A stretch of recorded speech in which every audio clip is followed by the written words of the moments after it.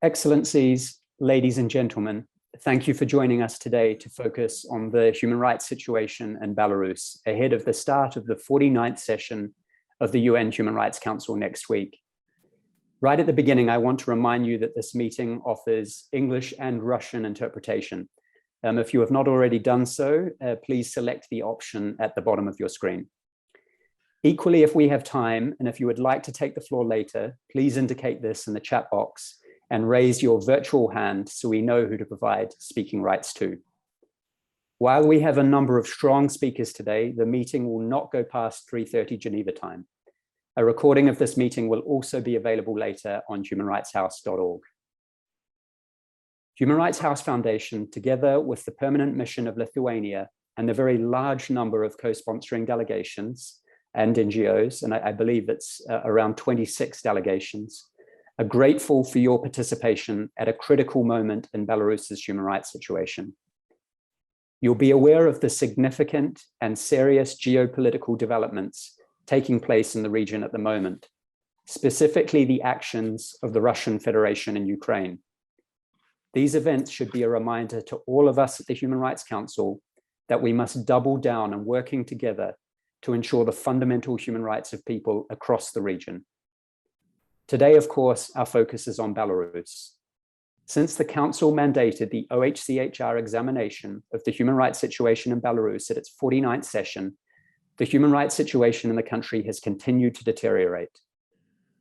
There have been many more cases of arbitrary detention and arrest, torture, and unfair and closed trials against those perceived as being critical of the government. In 2021, last year, our civil society partners and friends came under prolonged, systematic attack by the Belarusian authorities. This has included the liquidation of at least 275 civil society organizations, including all independent human rights organizations. The purpose of this event is to get a clear picture of the human rights developments in Belarus over the past year and to think ahead towards the Council's next steps in an accountability process that it initiated in March last year. Now, before introducing our very strong panel, we have two initial opening statements. To begin with, we will turn to the Lithuanian delegation, and I'm delighted to first give the floor to Lithuania's Vice Minister for Foreign Affairs. Vice Minister, you have the floor. Excellencies, ladies and gentlemen, first of all, I would like to bring sincere greetings from my Minister of Foreign Affairs, Gabrielius Landsbergis, who was very keen to participate at today's event, but due to recent developments in the international arena, he is involved in another urgent meeting. It is my great honor to welcome you today at this event dedicated to the issue of accountability for human rights violations in Belarus. Our sincere gratitude goes to Mr. Eamon Gilmore, the European Union Special Representative for Human Rights, to all honorable panelists, and to the moderator, Matthew Jones, representing the co-host of today's event, the Human Rights House Foundation. I am proud of the support by numerous co-sponsors, 23 states, the European Union, and 3 international NGOs that represent 400 organizations. I wish to thank the experts from permanent missions in Geneva for joining us today as well.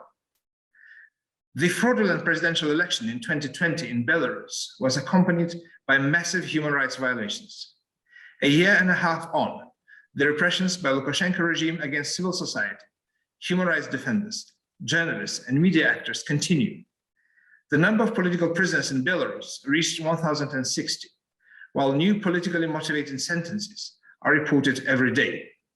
Many detainees have been subjected to ill treatment and have been condemned to long prison terms in political trials conducted behind closed doors, while none of the perpetrators of those judicial outrages have been held to account. Lithuania strongly supports the mandate of the High Commissioner for Human Rights for examination of the human rights situation in Belarus. I would like to express our gratitude to the independent experts, Karina Moskalenko, Marko Milanovic, Susan Basili, Coordinator Mariana Katsarova, all investigators, and the team of the OHCHR. In a very short period of time, they managed to begin their important work on collecting, consolidating, preserving, and analyzing information and evidence on human rights violations in Belarus. Despite numerous calls on Belarusian authorities, experts were denied access to Belarus and were forced to find alternative solutions. We're looking forward to the High Commissioner's report and recommendations at the 49th Human Rights Council session, expecting full reflection of findings of the experts after comprehensive examination. Lithuania sees the necessity to carry on with the work of this accountability mechanism, as human rights situation in Belarus is only deteriorating and requires close and constant attention from the international community. The accountability is critical for the prevention of further human rights violations. Likewise, Lithuania continues to support the mandate of the United Nations Special Rapporteur on the human rights situation in Belarus.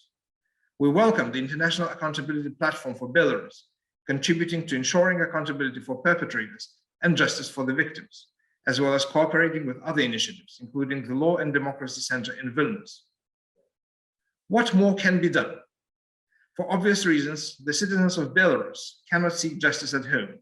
They are forced to use all available instruments abroad, including the appeal to the principle of universal criminal jurisdiction. Lithuania has already started investigations applying universal criminal jurisdiction and calls on other countries to consider this as an option.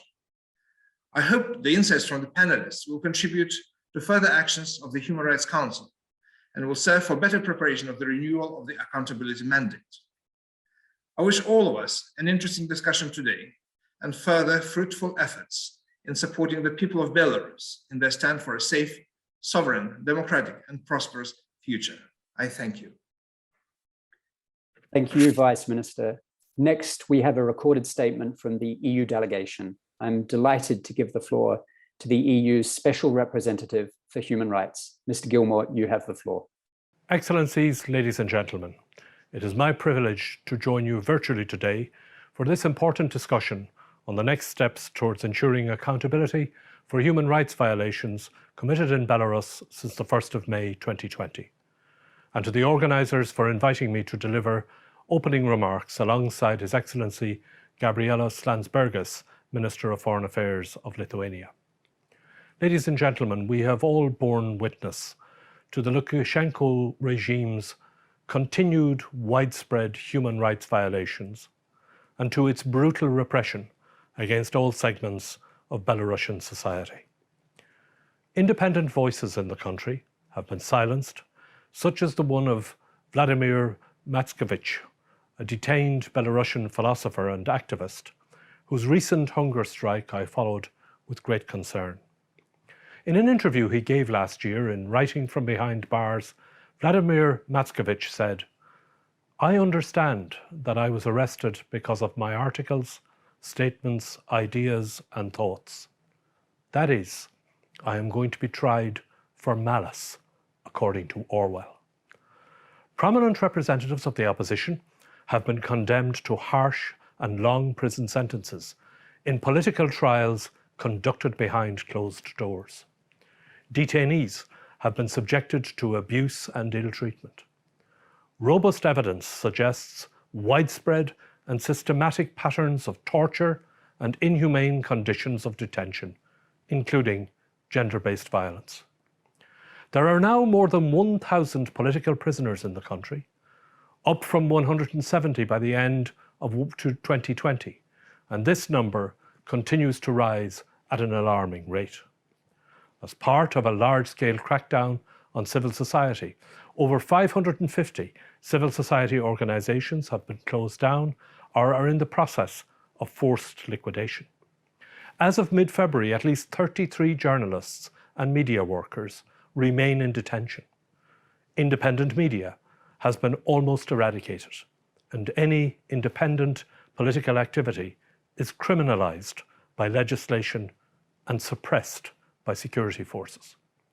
Let me assure you, the human rights situation in Belarus remains on top of our agenda in the European Union and here in Geneva. The EU continues to call for the immediate and unconditional release of all political prisoners, and we do our best to bring the dire conditions of detention to the attention of the authorities through the interventions of our delegation in Minsk. I have recently joined the public diplomacy efforts of our EU delegation in Minsk by launching a social media campaign to highlight the fate of individual political prisoners in Belarus, in particular, the lesser known ones. We must and we will continue to work for justice for victims and accountability for perpetrators. Therefore, it is a high priority for the EU at the upcoming Human Rights Council session to achieve the extension of the mandate of the High Commissioner to continue in-depth scrutiny of the human rights violations. This accountability mechanism only started working effectively late last autumn. We need to allow this work to continue and to enable the mechanism to produce further detailed reports. The efforts here in Geneva on the accountability mechanism are complementary to activities in other fora. The activation of the OSCE Moscow mechanism led to a report that documents human rights violations, including systematic use of torture. While following up on the recommendations contained in this report, 19 states agreed to launch an international accountability platform for Belarus. The EU strongly supports this initiative, both politically and financially. The EU also supported the launch of the OSCE Vienna mechanism in November 2021, resulting in a request to Belarus to provide answers to questions concerning torture, persecution of government critics, or the usage of state-controlled media or other social media accounts to incite violence. Belarus must adhere to its international commitments and obligations within the UN and the OSCE. Let me be very clear on this. We are determined to continue to work for justice for victims and accountability for perpetrators of the human rights violations in Belarus. And I am sure that this event today will contribute to preparing the next steps in this endeavour. Thank you. Thank you, Mr. Gilmore. I now turn to the first of our panelists, the United Nations Special Rapporteur on the human rights situation in Belarus. Special Rapporteur, we're grateful for your participation today. I would begin by asking you if you could update us on the overall human rights situation in Belarus since you last addressed the Human Rights Council in June. And in particular, what does the picture look like to you and what are the trends that you see? Madam Special Rapporteur, you have the floor. Thank you, Matthew, and thank you for inviting me to this side event and for the opportunity to speak among many prominent and dedicated human rights defenders and practitioners. From the onset, I must clarify that I can speak only within the context and framework of my mandate as the Special Rapporteur on the situation of human rights in Belarus. As you know, by its resolution 46/20 last year, the Human Rights Council entrusted another mandate to the High Commissioner, who will actually present her report on 17th of March, followed by an interactive dialogue. The focus of our respective mandates are different, and in my remarks, I will speak exclusively about the dynamics and main trends of the general human rights situation in Belarus. The situation significantly deteriorated in 2020 and reached the stage of a crisis following 9th of August. Some hoped that the dynamics would change and the situation would gradually get back to the previous year's level, that meaning stable bad. Yet this unprecedented wave of systematic repression, violence, arbitrary arrests, torture and other ill treatment, pressure and intimidation against political opponents and dissenting voices, harassment of human rights defenders, civil society organizations and the independent media has not ended. It is still going on. According to various sources, since May 2020, over 35,000 people have been detained for trying to exert their right to freedom of peaceful assembly. After the first wave of repressions and attacks against political opponents, civil activists, and the independent media, which lasted until the end of 2020, the authorities escalated human rights violations to a different level by tightening, in the course of 2021, the already restrictive legislation and implementing it retrospectively at times to toughen the punishment against those who dared to express dissenting or independent views, using in many cases the amended legislation against extremism. Accordingly, there was a significant raise in politically motivated criminal sentencing in 2021, as opposed to predominantly administrative sentences a year before. This resulted in the growing number of prisoners sentenced on politically motivated grounds, In January 2021, there were 169 such persons. In July, the number reached 546. And by now, as you reminded, it exceeds 1,000 people. Most of those detained, whether are on short-term administrative or on longer prison sentences, were allegedly subjected to torture or other forms of physical and psychological ill treatment in a systematic way. In 2020 and 2021, the authorities received over 5,000 complaints of torture and ill treatment. Virtually all of these remain uninvestigated, thus making impunity a characteristic feature of the ongoing human rights crisis in Belarus. I am particularly concerned about the continuing and persisting patterns of raids against civil society organizations and independent media, and interrogations and judicial persecution of human rights activists and journalists. My mandate continues receiving complaints about arbitrary arrests and detentions, disappearances, torture and ill treatment of human rights defenders and other civil society activists. The authorities embarked in a policy of virtually annihilating Belarusian civic space within the country, compelling many organizations and individuals to go on exile. As of January this year, at least 304 non-governmental organizations have been liquidated or are in the process of being liquidated, and 194 more NGOs have opted for voluntary dissolution, often under pressure from the registration authority. Many of them were not even working in thematic areas pertaining to civil or political rights, but just the mere fact that they were not government-controlled entities served as a ground for them being targeted for various forms of pressure and intimidation. When launching this massive crackdown against Belarusian civic space last summer, the peak of it was in summer 2021, the authorities did not hide their intent, namely to replace the independent NGOs by government-sponsored and controlled organizations.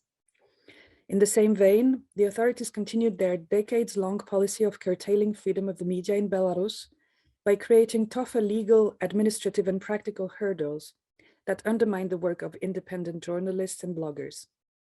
The law enforcement agents occasionally conduct massive raids against the few remaining independent media centers, as was the case in May last year against Tutbay, ultimately resulting in the closure of this media platform. According to civil society sources, as of early January 2022, 32 journalists and media workers remain in prison or otherwise in detention on politically motivated grounds. The impunity and the associated atmosphere of fear, as well as the systematic oppression and persecution of civic society, brought about another phenomenon, which gradually became a trend that I am closely following, as it is the thematic focus of my report to the UN General Assembly. Hundreds of political opposition leaders and supporters, civil society activists, human rights defenders, independent lawyers, journalists and bloggers, and just ordinary citizens were either directly forced to go on exile or otherwise compelled to leave the country. While there is no systematically collected and disaggregated statistics on the number of Belarusians who left their homeland due to prosecutions or fear or impunity, the available metadata indicate that the numbers stand at hundreds of thousands. And let me be clear here, we're not talking about numbers, we're talking about people. Many Belarusians I talk to speak about this mass exodus of their compatriots and relatives with a bitter pain, noting that Belarus loses its main richness, its human capital. All the above said brings me to a logical conclusion that despite the increased international attention to the situation, it continues to worsen. I also have reason to be concerned about the non-consultative manner in which the new constitution was drafted and the conditions under which it is likely to be adopted by referendum next Sunday, 27th of February. As highlighted by the Venice Commission in an urgent interim opinion published earlier this week, the amended text contains elements that may be used to further limit certain civil and political rights of Belarusians. This is what I try to highlight in my forthcoming annual report to the Human Rights Council. Despite this gloomy situation, I would like to remain an optimist. Belarusians are educated and creative people who in the past years demonstrated their defiance to pressure and a collective will to stand up for their rights in a peaceful manner. They deserve the continuing attention to their cause and support for the legitimate aspirations to see Belarus free and democratic, so that ultimately those who perpetrate human rights violations will be held accountable for their crimes. In this context, I count and call on the international community's continuing support. Thank you. Thank you, Special Rapporteur. Our next two speakers exemplify the courage of Belarusian civil society. And as you said, Special Rapporteur, a situation of extraordinary difficulty and pressure. First, I want to turn to Dmitry Chernyh, who is with the Belarusian Helsinki Committee, one of Belarus's most important and long-established civil society organizations. Mr. Chernyh, what is the view of Belarusian civil society inside and outside of the country of the human rights situation? Do you see any process of accountability inside Belarus? Mr. Chernyh, you have the floor.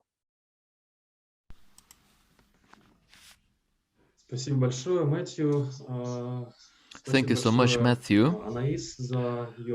Thank you so much, Anaïs, for your work that you are doing. She has described the situation of Belarus and human rights situation in Belarus very well. I would like to emphasize that the human rights situation in Belarus, in essence, is a catastrophe. Having worked for years to assist vulnerable groups and promote human rights, civil society organizations now have been liquidated and they can't operate in Belarus. Many civil society members have left Belarus. They have to adjust their work to a new reality, and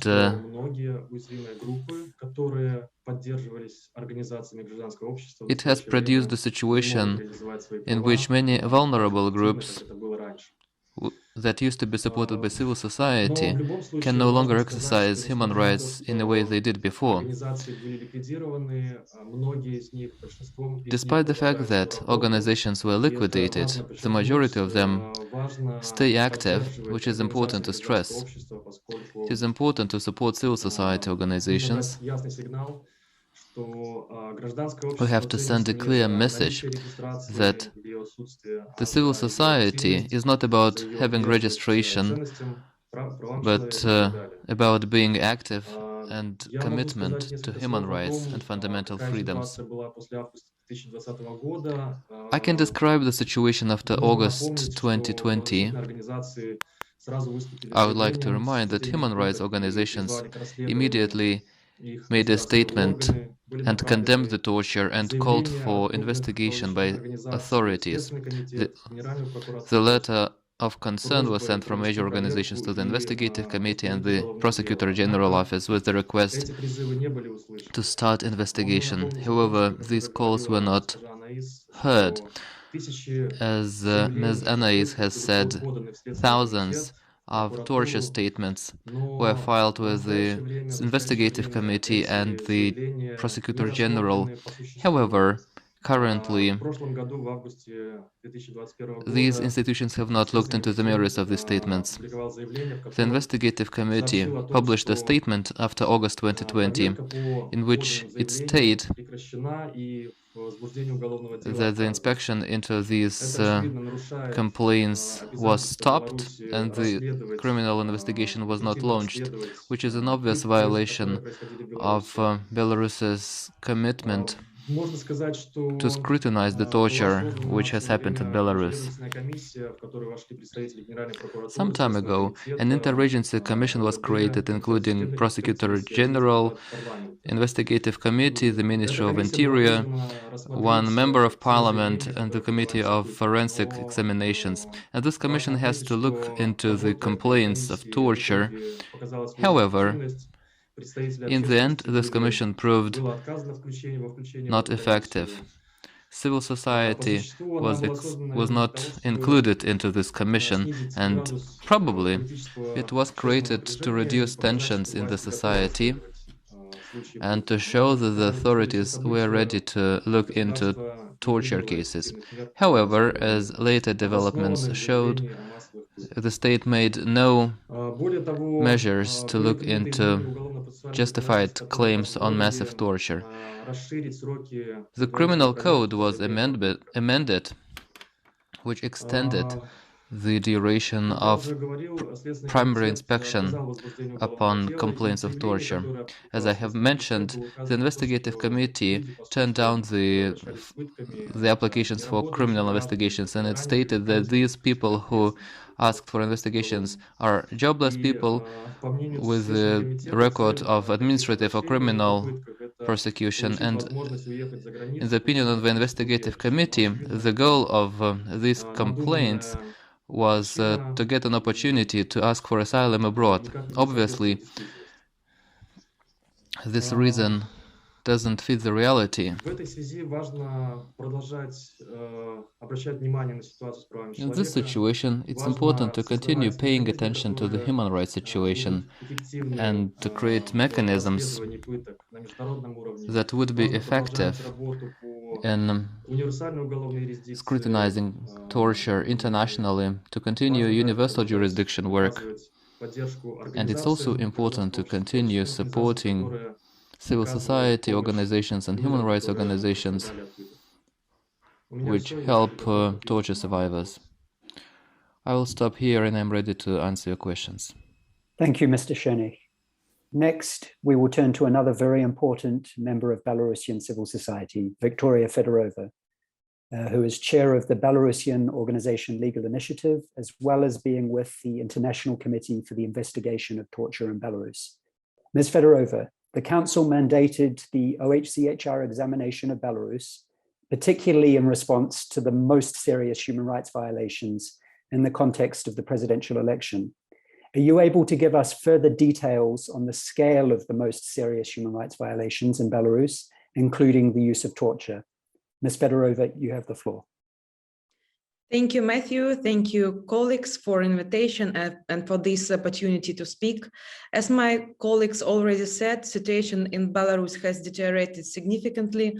We continue to record new cases of torture, and the conditions of detention continue to be inhumane. For people detained for political reasons, regime purposefully creates inhumane and degrading conditions. People continue to be detained with brutal physical force, beaten in police stations, and forced to record confessional videos. These videos are posted on social networks of official state bodies and propaganda Telegram channels. Administratively arrested for political reasons are kept in overcrowded cells, often 4 to 5 times more than norm. They sleep on the floor without bedding, infected with COVID and other infectious diseases. They are not taken for walks and for shower for weeks. During the night, they are woken up several times by the prison staff and forced to get up and give their names. All this happening right now, and torture didn't stop in August 2020. According to official data, the units of investigative committee in Belarus have received almost 5,000 reports of police violence since August 9, 2020. There is no information on the initiation of criminal case on the facts of torture, as well as criminal cases on the facts of the deaths of people during protests. The scale of violence used, violations of civil rights, persecution of individuals and legal entities, torture and other acts prohibited as crimes against humanity in 2020 and up to the present has no analogs in the history of modern Belarus. Taking into account the total number of civilian population that was attacked, it can be stated that the attack was widespread. The organized nature of the acts is confirmed by the facts that the same pattern of criminal behavior is methodically repeated by the official authorities from the start of election campaign to the present day. There is a clear pattern in the criminal actions of the official authorities: to arbitrarily detain or expel from the country all democratic leaders, arbitrary and with use of violence to detain participants in peaceful protests and all those who express disagreement with the actions of the official authorities, and purposefully create inhumane conditions for those who detain for political reasons. Target attacks on democratic leaders, protesters, and ultimately on every dissenter are organized, regular, and not accidental, which demonstrates their systematic nature. As a part of deliberate, widespread, and systematic attack on civilians, crimes against humanity have been committed in the form of murder, deportation, or forcible transfer of population, imprisonment, and other severe deprivation of physical liberty, torture, rape, persecution, and other inhumane acts. The state should take seriously their obligation to seek individual or state responsibility for violation of human rights in Belarus. Modern international law provides a few procedures that enable legal intervention by other states in the prolonged human rights crisis in Belarus. Universal jurisdiction is the most accessible mechanism for the victims of torture and human rights violation in Belarus, especially those who reside abroad. For the EU states, universal jurisdiction is also a relatively easy way to initiate accountability process, as these procedures are already laid down in legislation, and the special prosecutor units and methodologies for investigation of such cases already exist. We also ask states to continue to support all accountability initiatives such as the International Accountability Platform for Belarus and OHCHR Examination. Thank you. Thank you, Ms. Fedorova. Next, we turn to Kate Vigneswaran, who is the senior prosecutor with the International Accountability Platform for Belarus. Ms. Vigneswaran, some in the audience will be aware of the complementary efforts of colleagues outside Geneva to encourage a process of accountability. Can you tell us more about the role of the International Accountability Platform for Belarus? What, in your view, is needed to drive forward the accountability process? You have the floor. Thank you. Thank you so much, Matthew, and thank you to all of the states and organizations co-sponsoring this event for the opportunity to participate. I'll just talk briefly about the International Accountability Platform and then about the work we're doing to support accountability and what more is needed.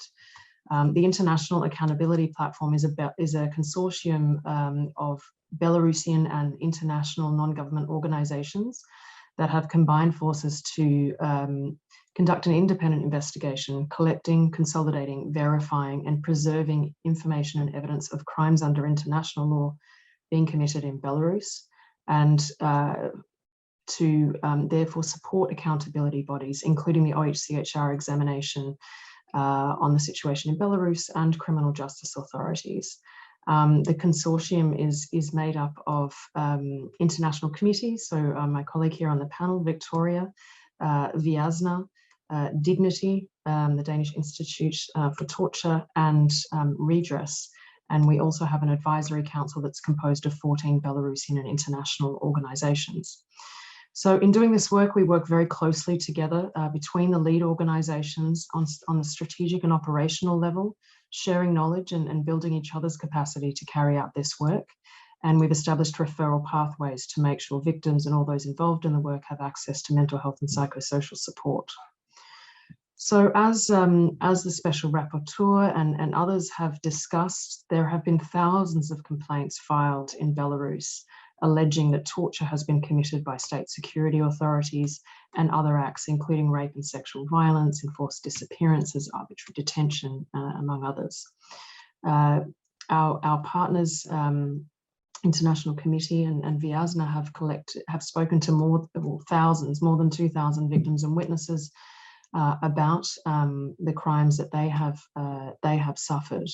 There's a large body of evidence out there, but nothing is being done at the domestic level. Currently, the only options available are the UN human rights mechanisms, including the examination, and domestic investigations in third states under the principle of universal jurisdiction. But these bodies, of course, have difficulties accessing evidence. There are security constraints, there's no access to the country, and now, particularly given the large diaspora that has spread throughout Europe and elsewhere, victims and witnesses and other evidence is spread geographically. So the platform offers a central hub and a resource for accountability mechanisms to access large volumes of information and evidence that have been collected by multiple organizations. This evidence is collected consistently with standards under international law, so that under international criminal law, so that they can be used in any forum, whether that's international criminal proceedings, national criminal proceedings, or human rights documentation mechanisms. So far we have supported the OHCHR examination on the situation in Belarus, facilitating access to victims and witnesses, providing them with open source evidence and other information regarding methodologies used, and we continue to provide access to our collection on an ongoing basis. We are also supporting criminal justice authorities. We've engaged with several across Europe to be responsive to their needs, so we can provide tailored support responsive to their investigative needs, including by providing access to evidence, providing them with analytical briefs and reports on factual and legal issues that might be relevant. And in particular here, as Victoria has discussed, on the widespread and systematic nature of the violations that are being committed in Belarus. And I think to add to that also, to be able to identify who those perpetrators are. I think just on the question of what is needed moving forward, of course, I echo the comments made by other panelists on the need for the extension of the OHCHR examination. It's very important that they continue their mandate, given the very wide scope of human rights violations that they can address, and the importance of having UN mandated findings on those violations, not only for victims, but also for states who should be guided by their recommendations. So the recommendations that they are making based on those findings. It's also very important for states to use the jurisdiction that they have, whether that's universal jurisdiction or another form of jurisdiction, if they have nationals that have been victims of crimes, for example, to exercise that jurisdiction, start investigating the violations with a view to prosecuting perpetrators when they are able to access them. So as I said, we are working with states to try and to support them to do that, and we're available to continue to do that for as long as our platform exists. I think the other two very important things, and I'm also going to echo our Belarusian panelists, it's extremely important in this context to support Belarusian victims and witnesses in these third states, including by providing them with protection where they need it. So ensuring where they engage with criminal justice processes that they have protection and that they can engage safely in these types of proceedings. And of course, to support Belarusian organizations that are engaging this work that is so vital to ensuring accountability in the long term. Thank you so much. Thank you. I would next like to turn to Kristina Rikhter, who is the representative on legal affairs in the office of Sviatlana Tsikhanouskaya. Ms. Rikhter, thank you for joining us at relatively late notice. And given what you've heard from our other speakers, what's your assessment of the current situation and the need for an ongoing process of international accountability? Ms. Rikhter, I give you the floor.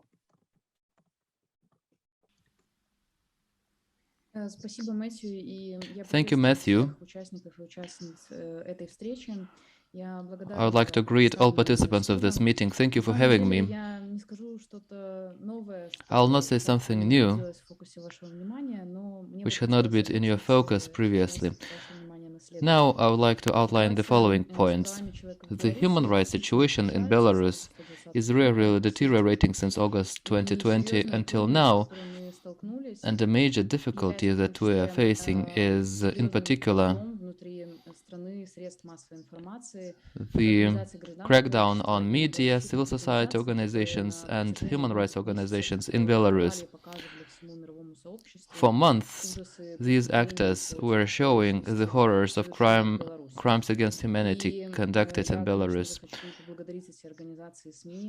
And I would like to thank these organizations and media that they had energy to continue their activities in exile while being under major threat of further persecution. On the other hand, there are more than 1,000 political prisoners in Belarus and more than 5,000 political detainees. Arbitrary arrests, torture, ill and degrading treatment continues in prisons. Unfair closed trials are underway on trumped-up charges against persons whom Lukashenko's regime believes to be critical of the authorities.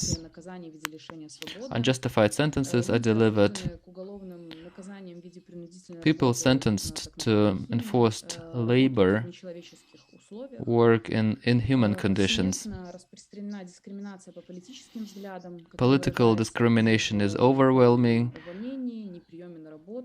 which is expressed in expulsion from universities or jobs and refusal to hire, and there are many measures against opponents of the regime. People have no right to domestic remedies. Trials in absentia are proposed for people who have left the country.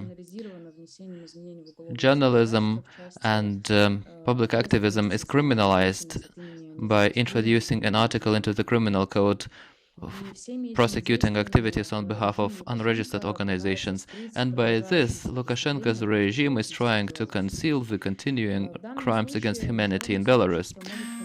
In this case, the international community can contribute to freedom and human rights in Belarus by documenting the evidence of crimes and by using international legal mechanisms for defending human rights, such as universal jurisdiction cases and using counter-complaints in line with some conventions. The OHCHR mandate on Belarus is limited to collection, consolidation, and storage of evidence of human rights violations. However,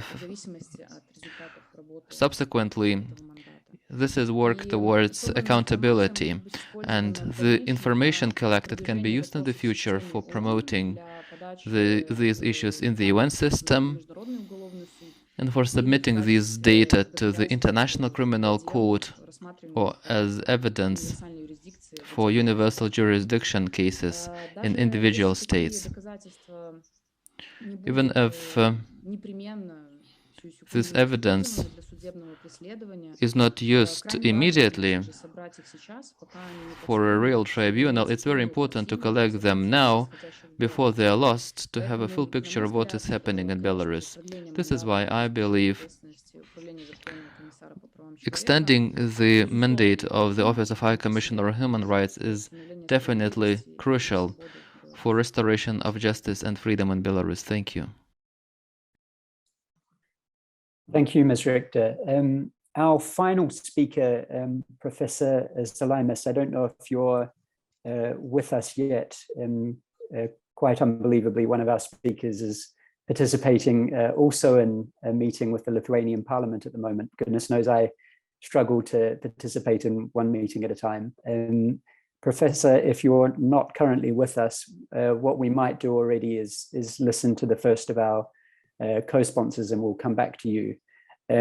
I just at this point indicate that if any colleagues would like to take the floor, that you should please indicate in the chat box and raise your virtual hand so we know who to provide speaking rights to.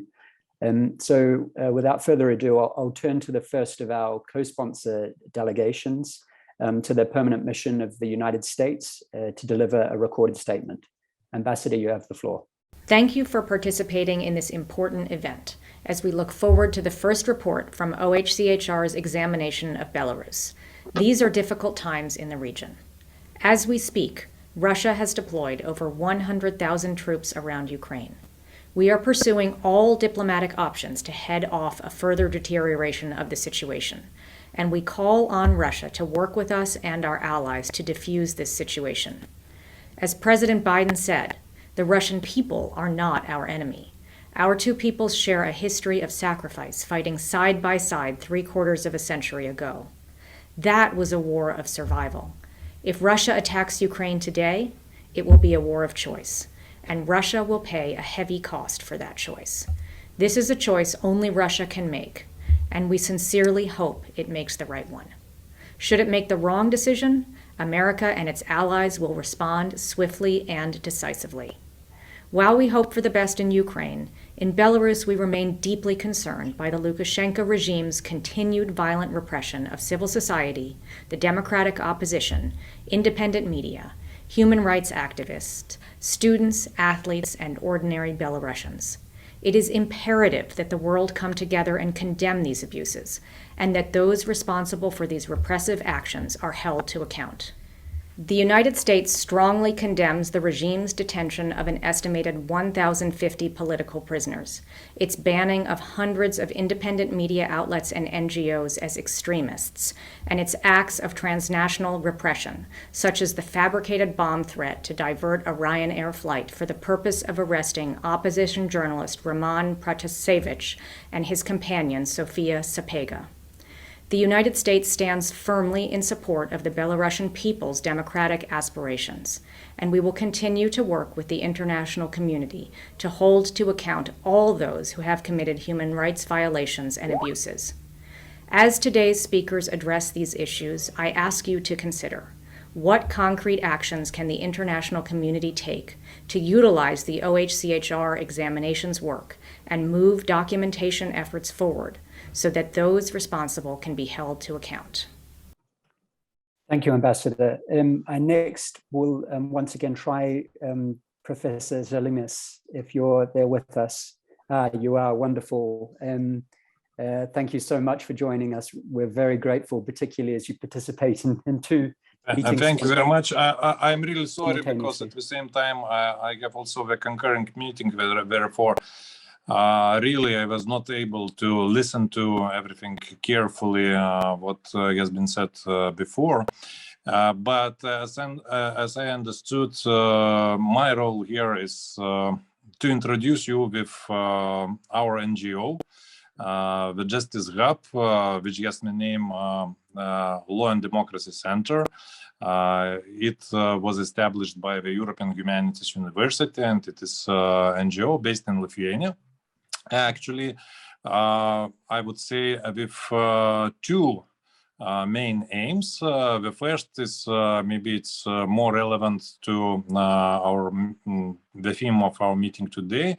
That is the efforts to implement responsibility of those responsible for the crimes against humanity committed, of course, in Belarus, and we can list here a lot of possible crimes committed in Belarus, including, for example, torture, of course, including illegal imprisonment and deprivation of liberty, including enforced disappearance, including persecution on political grounds, even also deportations. So the aim of the Justice Hub here in Lithuania is to collect the relevant material and to try to implement or to start to implement this responsibility through the means of universal jurisdiction, because the Lithuanian Criminal Court, like a number of countries, also has the clause on universal jurisdiction. Therefore, we are planning, we are almost at the stage when we really will submit the first, let's say, complaints to our Prosecutor General Office in order to institute more cases than now, because now we have one case instituted in Lithuania. And of course, our interest is also to cooperate as close as possible with other similar NGOs in other countries. We're also working on implementation on universal jurisdiction, like in Poland, Germany, Czech Republic, and in other countries. The second direction of our activities is assistance to what we call constitutional reform. And here, just recently, even today, we released our assessment of the future so-called referendum in Belarus. And everything here is interconnected, of course, because no human rights violation would be possible if no authoritarian regime exist in Belarus. And because those amendments, first of all, are submitted to the so-called referendum by the illegal authorities. That is also stated in our conclusions. And as well, the referendum as such does not meet any international standards, therefore it a priori is illegitimate. And the content of those constitutional amendments proposed by the regime is also aimed to a certain extent, maybe to disguise the authoritarian nature of the regime, but actually just to strengthen it and to guarantee almost for life tenure for the current person who is exercising illegally the presidential functions. And as well, we also assist to the civic society of Belarus in their efforts to prepare their own draft of the constitution of new Belarus. And here also we provide expertise, our advice, how this draft can be improved. It's also yet been published, but of course, in the current environment, in the current situation, it cannot put to a vote in Belarus. So those two main directions, just to recall the first one, I must also add with, we are also to establish certain, but it's not establishment actuals, because currently this list already exists, but we're also going to compile certain lists of, especially of judges of Belarus who are responsible for apparently illegal judgments and at the same time attempted to legitimize their ongoing repression against the Belarus people. So maybe it's quite a specific topic, but we noticed that usually in international arena, it is quite usual to speak about the responsibility of political leaders, but we shouldn't forget that those political leaders use as a tool all the judiciary systems. That in Belarus, and those judges who adopt apparently illegal judgments without any legal reasoning, we must say sometimes of even absurd nature, they should be named, and they by way can be also persecuted in criminal prosecution for the crimes against humanity. So I don't know whether I satisfied what was expected from me, but really thank you very much, and I am open to answer all the questions. Thank you, Professor, and apologies, I didn't get an opportunity to properly introduce you. Just for the benefit of the audience, Professor Žalimas is the head of Law and Democracy Center at Justice Hub and is the former president of the Constitutional Court of Lithuania. Thank you, Professor, and I understand you may need to leave us now, so thank you again for your time. I will next turn to the permanent mission of Estonia to deliver a recorded statement. Ambassador, you have the floor. Dear colleagues, I would like to thank our Lithuanian colleagues for organizing this very timely and urgently needed event. The human rights situation in Belarus remains dramatic and the new threats are emerging. Violence against people in Belarus has lasted for over 20 months and there is no visible solution in sight. Authorities continue to refuse any dialogue with citizens. There are more than 1,000 political prisoners and nearly 300 NGOs have been banned. Belarus is once again an example of the direct link between human rights and security threats. Following the widespread repression of human rights within the country, the regime has taken steps to pose a serious threat to their regional security in Eastern Europe, highlighting only the milestones: the forced landing of an international passenger flight, The hybrid actions on the EU-Belarus border using thousands of human beings from the third countries, and the recent historically largest Belarus-Russia military exercise near the border, which was extended indefinitely. The situation where the constitutional referendum scheduled for the end of February, the vote on an absurd and undemocratic document, will be held in parallel with extensive military drills and the presence of foreign troops is complete nonsense. Although the prospect of an improvement in the human rights situation in Belarus may seem narrow or even narrowing in the light of recent developments, we must tirelessly continue to demand releasing immediately and unconditionally all arbitrarily detained persons and hold perpetrators to account. We need to keep the human rights situation high on the agenda at the HRC and other international organizations. Therefore, it is of utmost importance to extend the mandate of OHCHR Examination of Belarus during this session. I thank you. Thank you. We will next turn to the permanent mission of the United Kingdom to deliver a recorded statement. Ambassador, you have the floor. I'd like to thank Lithuania and the Human Rights House Foundation for organising this timely and important event, which the UK is pleased to co-sponsor together with several other states and organisations. Many thanks too to the panellists for sharing your insights and views on the situation. As we all know, the human rights situation in Belarus continues to deteriorate. There are over 1,000 political prisoners, many with no access to proper healthcare and subject to relentless interrogation, intimidation and psychological pressure techniques that amount to torture. Civil society and independent media in Belarus continue to face a perilous situation, and dozens of journalists, bloggers and media workers are under arrest or have been forced to flee the country. We condemn Lukashenko's actions and urge the immediate and unconditional release of all political prisoners. We continue to work very closely with our partners on accountability measures, including the International Accountability Platform for Belarus, which the UK, the EU and individual member states established back in 2021.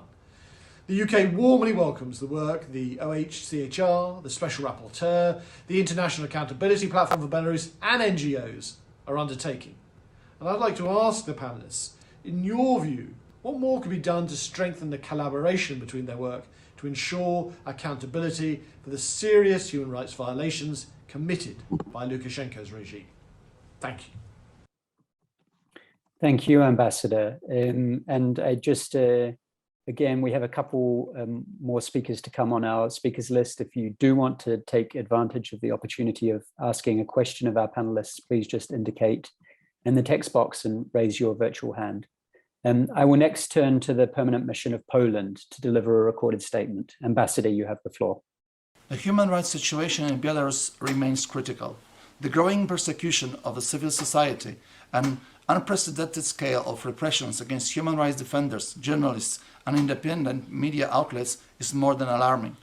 We are especially concerned by the constantly increasing numbers of political prisoners, already counting more than 1,000 persons who represent a diverse group of Belarusian society, such as journalists, human rights defenders, lawyers, dissidents and others. Sadly, this only shows how broad is the policy of repressions adopted by the Belarusian authorities towards their own society. Among the political prisoners, there are eminent members of the Union of Poles in Belarus, Ms. Angelika Borys and Mr. Andrzej Poczobut, arrested almost 1 year ago and kept imprisoned despite their worrying health conditions. These actions by the Belarusian authorities confirm systematic denial of human rights in that country and their lack of will to positively engage with the international mechanisms with a view to reverse this dire trend.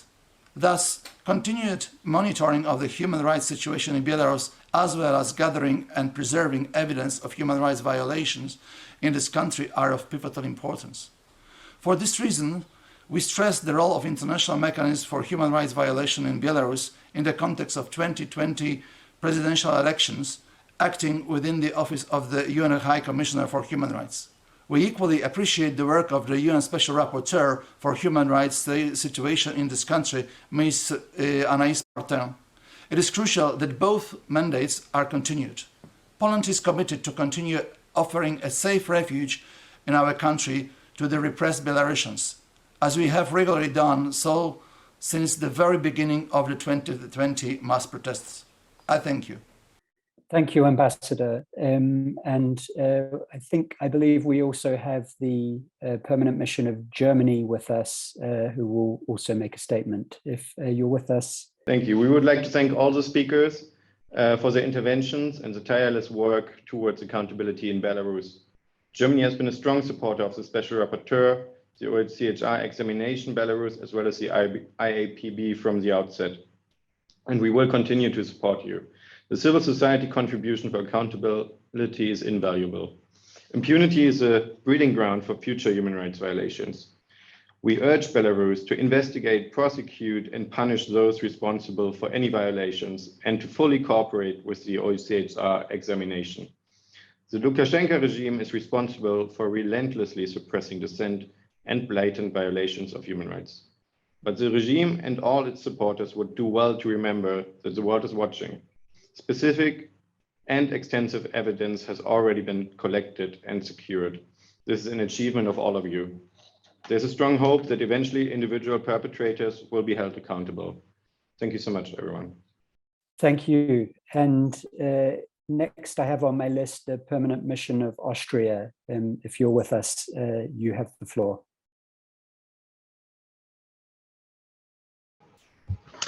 Thank you very much, Matthew. First of all, I would like to thank the organizers of this event, namely the Permanent Mission of Lithuania and the Human Rights House Foundation, for bringing us together today for this important discussion.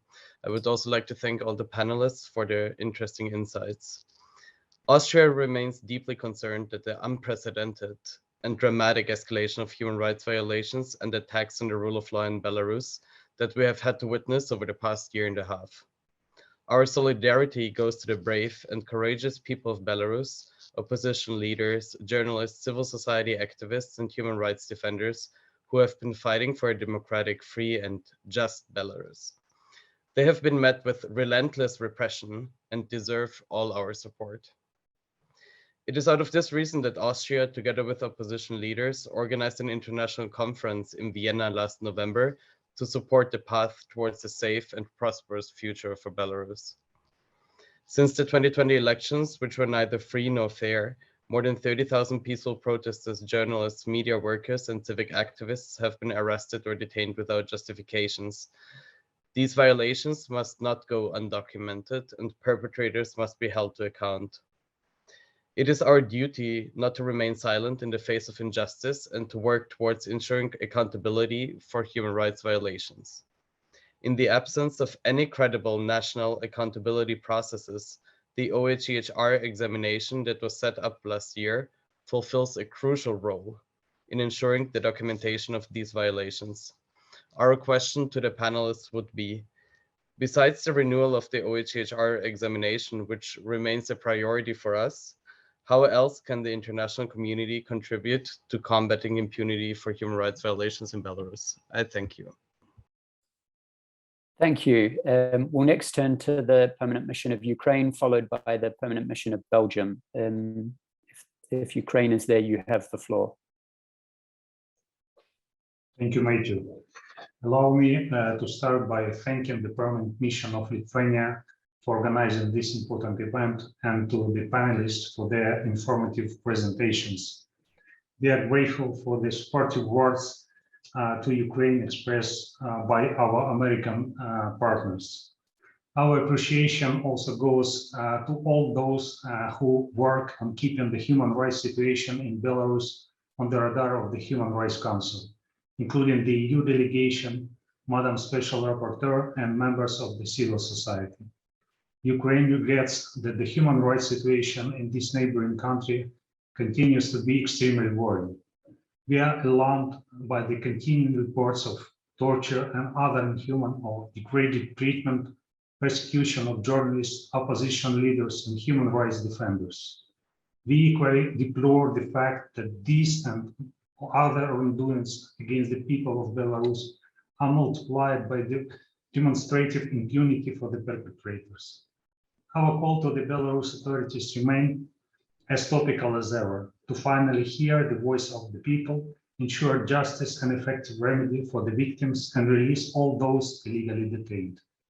We also strongly urge the official means to return to compliance with its human rights obligations and to engage constructively with the Special Rapporteur and the OHCHR. Dear colleagues, it is with great sorrow that these days Ukrainians and other people of Europe even contemplate the possibility of the territory of Belarus being used as a springboard in yet another Russian attack on Ukraine's sovereignty and territorial integrity, which could have massive human rights implications for both nations. Our delegation wishes to use this opportunity once again reiterate the unacceptability of Russia's interference in the internal affairs of its neighbors, including both Ukraine and Belarus. I wish to conclude by once again expressing our support to the democratic aspiration of the people of Belarus and reiterate our commitment to good neighboring relations with them based on respect to the rule of law and human rights. I thank you. Thank you. We'll next turn to the Permanent Mission of Belgium, followed by the Permanent Mission of Latvia. Belgium, you have the floor. Excellencies, Madam Special Rapporteur, honorable participants, in spite of an attempt by the Lukashenko regime to create a semblance of normalcy during its dialogue with the Committee on Economic, Social and Cultural Rights as recently as last week, one could not but notice exactly the contrary. Even while civil and political rights were not directly referenced in the context of that exercise, it provided an eloquent illustration of the fact that state repression in Belarus currently spills over into every aspect of the life of their citizenry, and including all categories of rights.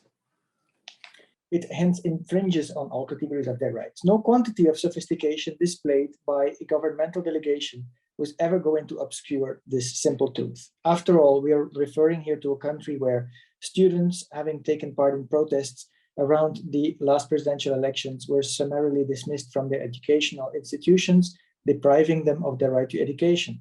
Citizens are detained in inhuman and degrading conditions and are denied proper medical care or deliberately exposed to pandemic risks. And even non-governmental organizations defending the rights of persons with disabilities are banned under a grotesquely overbroad definition of extremist activities. A new amendment to the criminal code effectively equates human rights activities with criminal offenses through creating criminal liability for involvement of individuals in unregistered NGOs, while not leaving one legally operating human rights NGO after more than 275 of them were forcibly shut down in 2021 alone. As the UPR exercise dedicated to Belarus illustrated equally well, the repression of the August 2020 protests marked a tipping point at which the state apparatus took a decisively more authoritarian, even totalitarian turn. The regime is weaving its alternative reality narrative around the SDGs, but cannot conceal the glaring accountability gap for repression, persecution, and disproportionate violence pursued with the most blatant impunity. Pressure must continue so as to allow citizens more breathing space and bring perpetrators to justice. The mandate holders of the multilateral human rights system offer a precious contribution in this regard. We will continue to support international initiatives to hold all perpetrators of human rights violations in the aftermath of the 2020 presidential elections to account, especially through the OHCHR examination and accountability mechanism on Belarus and the International Accountability Platform for Belarus. Thank you very much. Thank you. And I'll next turn to the Permanent Mission of Latvia. Latvia, you have the floor. Thank you very much, Matthew. We want to thank the organizers, including the Human Rights House and the Permanent Mission of Lithuania, for organizing this meeting. And we also want to thank all the panelists for the very insightful information about the deeply worrying human rights situation in Belarus. Latvia remains deeply concerned about the continuously deteriorating human rights situation. We condemn the targeting of civil society actors, of human rights defenders, political opponents, journalists, and media workers. And we also condemn the instrumentalization of vulnerable citizens of third countries for a hybrid attack on the EU and NATO's eastern border. In this regard, we have and we will continue to call on the Belarusian authorities to comply with its international human rights obligations and cooperate in a genuine and meaningful manner with the OHCHR as well as with Special Rapporteur. I want to assure you that Latvia fully supports the work of the Special Rapporteur, as well as the monitoring mandate of the OHCHR, and looks forward to the written report to be presented. In this regard, we wanted to ask our panelists, apart from extending the OHCHR mandate and as well as in summer the Special Rapporteur's mandate, what else can we here in Geneva do to help the people of Belarus? I thank you. Thank you. And that's all of the co-sponsor delegations who have requested the floor. So I'll now turn back to each of our panelists for an opportunity to respond. I'll give you just a couple of minutes each for any final thoughts or reflections, including in answering the questions that we've received from our co-sponsors and others. I'll come back to you in the order, if possible, that you first spoke. So first to you, Special Rapporteur, if you're there, I turn to you for any final thoughts on what we've heard. You have the floor. Thank you very much. First, I would like to thank all the participants who have indeed asked very topical questions, and thank the delegations and others for their continuous support for my mandate. As I mentioned, I'm not really entitled to comment on these issues of the accountability mechanism, which rests in the hand of the Special Rapporteur, and I would simply encourage all the stakeholders to keep on collaborating with the OHCHR examination team. They're doing a great job in very difficult circumstances with no access. This is familiar for me, but for this very important mechanism, in order to fight impunity for lack of access, there is it's very important to find innovative ways to gather information and to support those that can make it available for us, notably human rights defenders who are always at risk, and I'm very much concerned about their security all the time, even for those who are forced to exile. So I would encourage all the stakeholders to make sure that the information is indeed made available, and then to politicians to make sure that the gathered information makes its way into the right hands in order to effectively implement this notion of accountability for the most serious human rights violations. Thank you. Thank you, Special Rapporteur. I'll now come to Mr. Chernyh for any final thoughts, reflections, and answers to the questions you've heard. You have the floor. Thank you, Matthew. Thank you to all the speakers. It was very useful and very well said.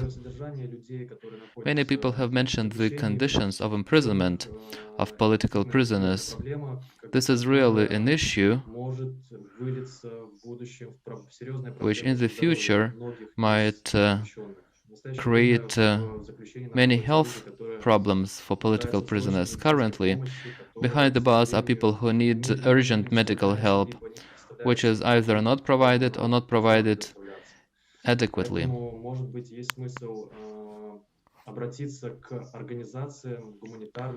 So maybe it makes sense to approach humanitarian organizations such as International Red Cross, which could communicate to the Belarusian authorities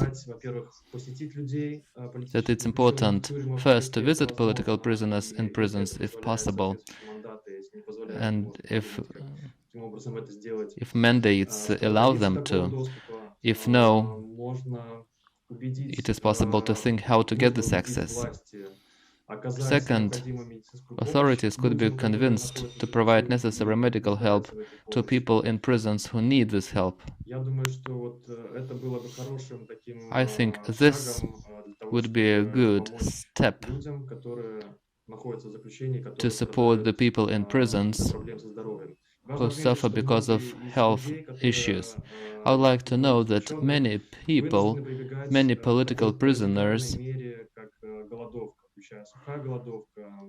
have to go on strike, including dry hunger strike. We know that this hunger strike was announced by Vladimir Maskevich. Now we know that this is a problem with Mikita Emelianov, who is in prison, who is also on hunger strike. He has started drinking water, however, he is still on general hunger strike. And I think this is an acute problem which now needs our response and our attention. Thank you. Thank you. And I'll next come back to Ms. Fedorova for some final thoughts and comments. Ms. Fedorova, you have the floor. Thank you. Despite new challenges, the issue of human rights situation in Belarus and crimes against humanity in Belarus must remain in the focus of the international community. As I said earlier, it's necessary to use all possible legal means to bring the perpetrators to justice and restore the rule of law and respect for human rights in Belarus. I'm talking about universal jurisdiction procedures and support our joint work of Belarusian human rights defenders and our international colleagues in the framework of the International Accountability Platform for Belarus. Thank you.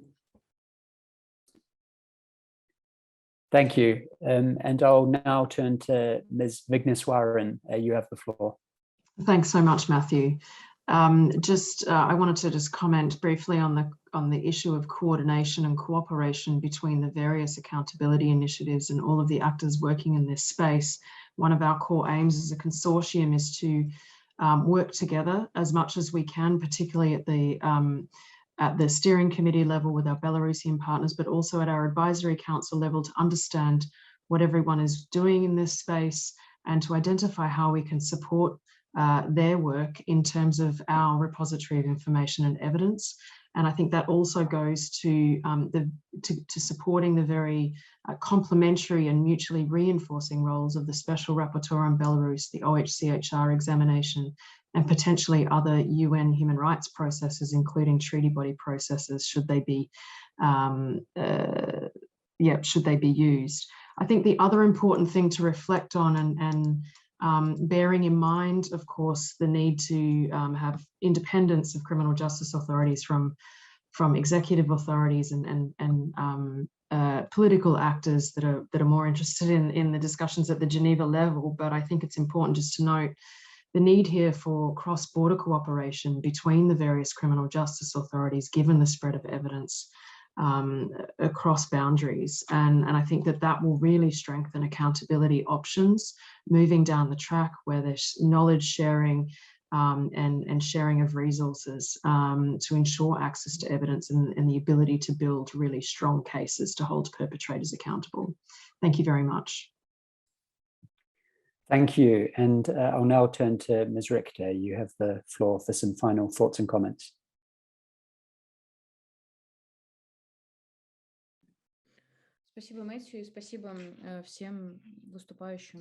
Thank you, Matthew, and thank you to all speakers of this event for your support to Belarus. I would like to note that as Belarus is a participant of many international treaties, unfortunately has not ratified quite a few procedures that could be used and call the country to account. However, I liked the idea expressed by Ms. Marin that the international community in particular should pay attention to alternative, innovative options of influencing Belarus. However, out of instruments available, I believe it's very important to support the International Accountability Platform for Belarus, which is now collecting data and its further analysis and use at many fora. Also, as I mentioned, the information collected can be used for promoting this issue in the UN system up to the Security Council or International Criminal Court. And of course,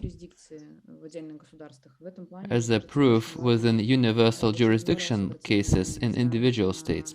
In this regard, I think it's very important, again, to draw attention of governments how important it is to support victims of torture including those staying in these countries now, because the criminal justice in Belarus now, unfortunately, is not possible. And the last point,